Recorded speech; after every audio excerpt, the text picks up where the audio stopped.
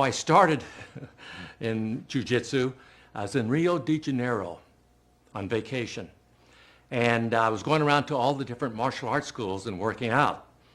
And every school I went to, the name Gracie Jiu-Jitsu kept popping up. And they said, oh man, the Gracie Jiu-Jitsu, ooh. And I said, I gotta find out who they are. So I finally tracked them down in Rio, and I went to their school. And I met Mr. Gracie, the father. I met Rickson Gracie, who was the world champion at that time, and Hoist Gracie. And so I asked them if I could work out with them. And they said, very cordial. They said, of course. And I was a black belt in judo, so I thought I had some pretty good grappling skills. Anyway, I got on the ground with Rickson Gracie. And it's like I'd never had a lesson in my life. He played with me. And then I worked out with Hoist for a while.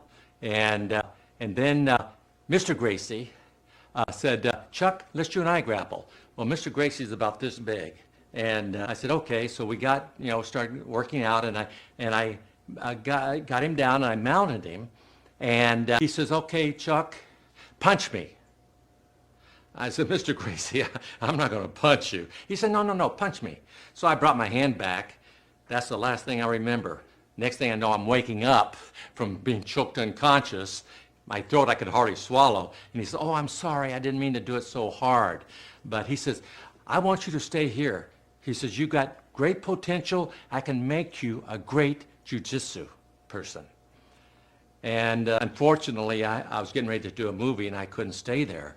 But I went back to L.A., and I started training with Gracie, who had a school in Los Angeles. And I started training with the Machado brothers, who are the cousins of the Gracies. And I've been with them now for 28 years.